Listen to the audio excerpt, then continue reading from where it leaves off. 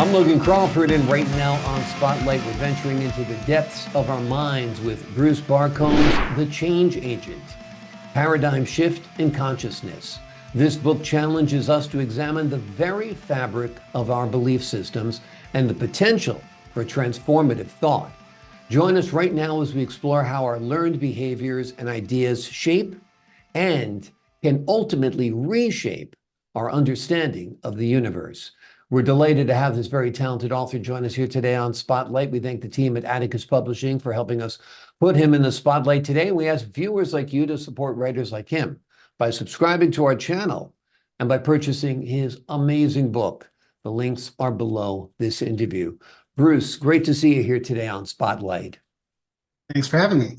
My pleasure. What inspired you to write about the concept of paradigm shifts in consciousness?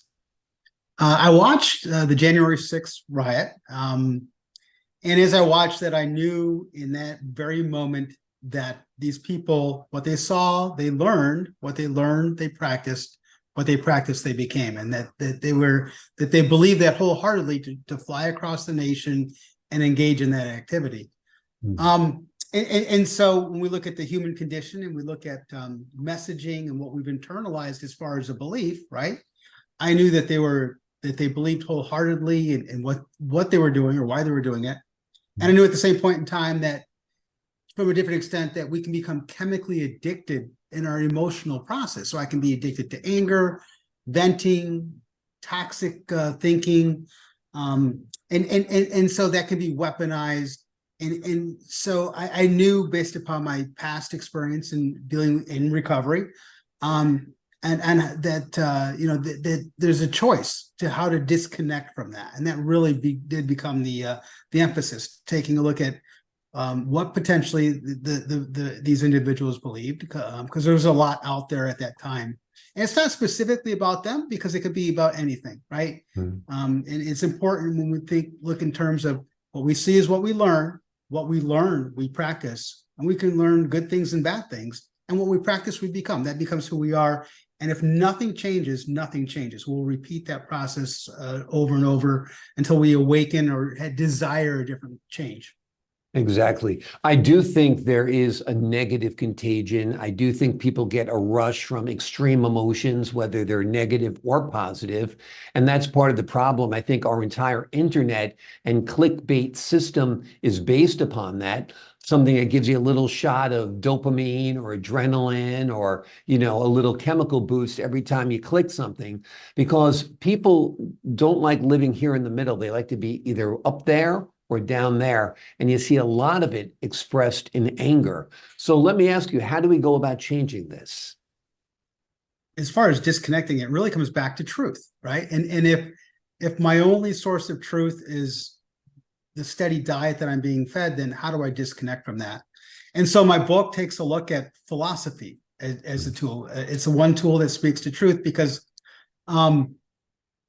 even religion can be perverted from its beautiful story or accolade or desire with corrupting influences, right? And I call that in my book, I look at that and I look at the politics of poison and how it just poisons a beautiful message and work and it can distract, right?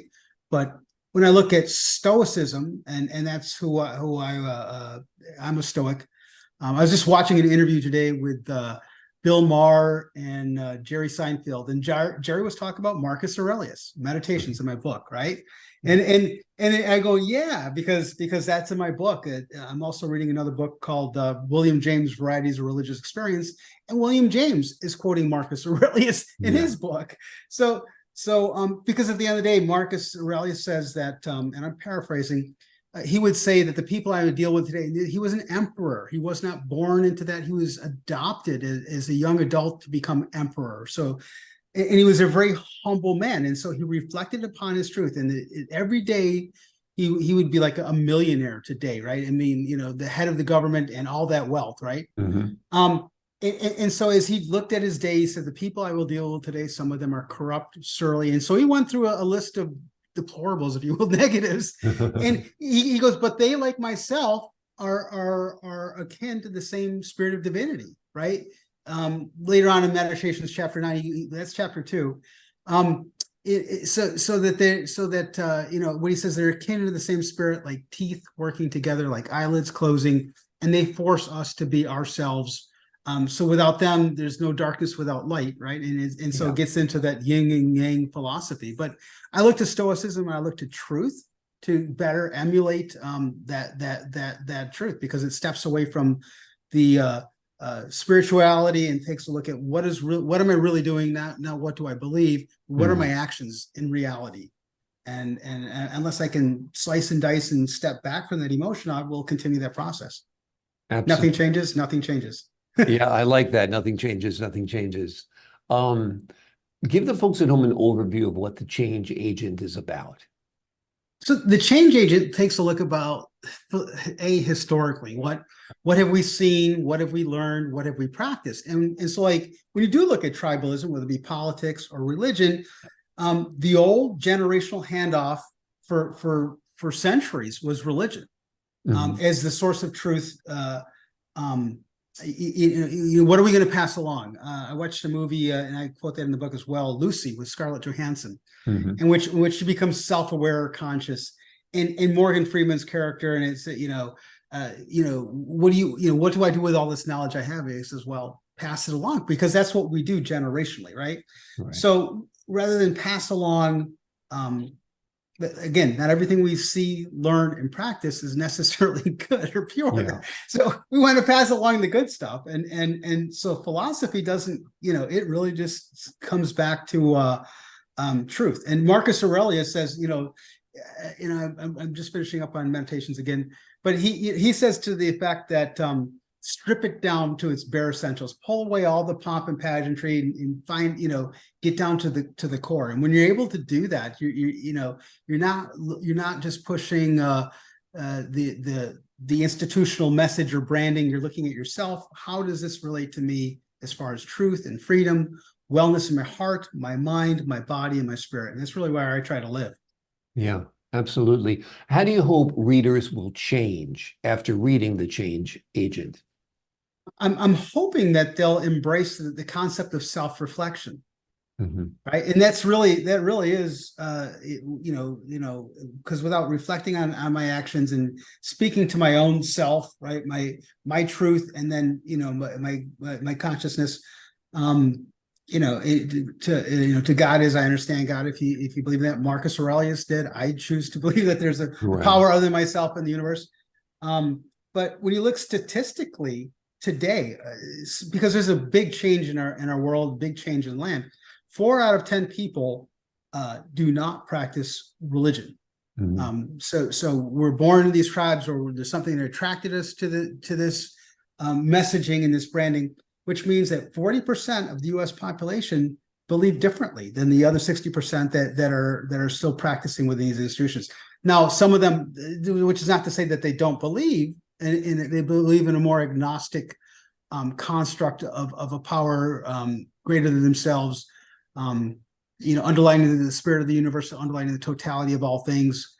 And so they're, and some of them don't. And so when you look at changing, right, and if I'm just stuck, and there really are 2 different versions, as I take a look at my experiences. One is the religious construct, in which it's self-reflection, but it's how rigorously am I working that?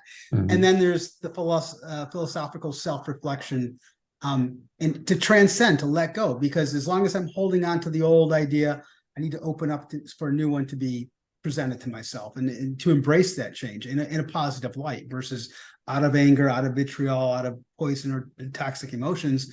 And those just to disconnect from that, right? And so that so you have more hope, for myself and others, right? Yeah, I think it's a great idea to break free from the negative thoughts, the negative emotions. And like I said, I think we're preyed upon by the internet, whether it's Facebook or whatever, or even the list of news stories in your Google News feed often are aimed at provoking a response. And it's quite toxic, as you said. Are you working on any other books right now? No, I've been working on a script version, trying to promote the book into a movie. The book was asked to be presented as a film documentary style film, and I think philosophically you could have fun with it. Sure. So that has primarily been the emphasis. I've also done, because I've written 2 books, I've also worked on a rough draft of a second script relating to the first one, which deals, a different thing. So it's been a busy year. Yeah, well, that's great. You're a busy man. That makes for an interesting life, that's for sure. And it's of interest to our viewers as well. What is the second book you've written? What's the name of that? The first book was The Change Agent from 30,000 Feet. Okay. And so in my book, I have some infamy with my name. And that infamy comes, because I'm a surviving sibling of a homicide from a serial killer, and the infamy of that story, it forced some life changes, both in my, so when we look at change, there's forced order change, negative change forced upon us. And then how we transcend that. And then for me, that was transcendent in doing that, healing. And I was encouraged to write that book by a life coach. He had suggested, he goes, Bruce, you should write this down. And I did. And so obviously, due to the infamy of the killer, I've done, lots of talk shows. I did Dr. Phil right after the trial. The trial did not take place to, I want to say, almost 33 years after the original, event. But the lessons learned, not living in anger, not living in hate, not painting everybody as if they're this guy, right? And I actually reached out to him early, the serial killer, early on, before the trial actually began. And if I was eaten up with anger, I would have come across toxic to him and not open. So I sent him a book, Patrick Carnes, Out of the Shadows, and I wrote him a letter, right? And I read that. I joined a victim support group, and I sent it to him. And he actually tried to do not guilty by reason of insanity. And that's not to be boastful, it's just to say, if I can put away my valid emotions and rage and act with, hence stoicism, stoic values, right? Do the right thing. And that really is a concept versus, I'm not trying to garner or anything. I'm just trying to do the right thing to benefit others. Obviously he didn't take that route. And it became a very infamous trial, but there's some lessons learned from there that transcend. And when we look at the messaging that took place, especially with the QAnon platform, pizza party, and what is the truth, right? And so it doesn't matter if I take a known wrong in society, anybody would want to prosecute and hold accountable and things of that nature. It just but to think that as a society that we're this over here, when the reality is it doesn't hold up. And so I use that event, and there are people in the book where I've cited victims. I'm a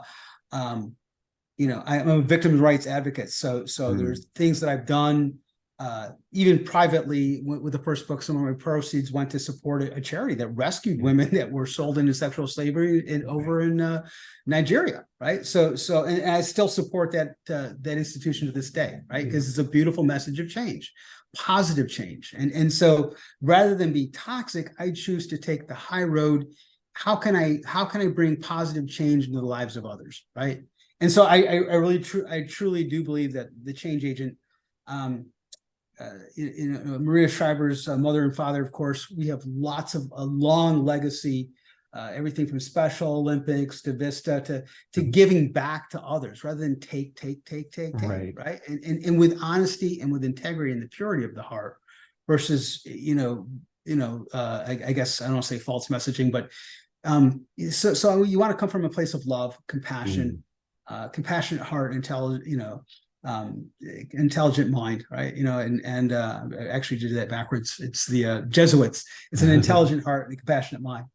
Right. Well, it's wonderful. I'm glad you were able to work past your anger and you've put your emotions into a very, very positive endeavor. I was very good friends with a man whose sister was murdered, and the anger would come over him when he would talk about it, and it was unbelievable, the change in him. And I think it was debilitating. The fact Yeah. that you're able to let go and channel your energy in a much more positive way, I think is a blessing, not only to you, but to the people who read your work as well. The name of Bruce's book is The Change Agent: Paradigm Shift in Consciousness. The book challenges us to examine the very fabric of our belief systems and the potential for transformative thought. Bruce, thanks so much for joining us here today on Spotlight. Thank you.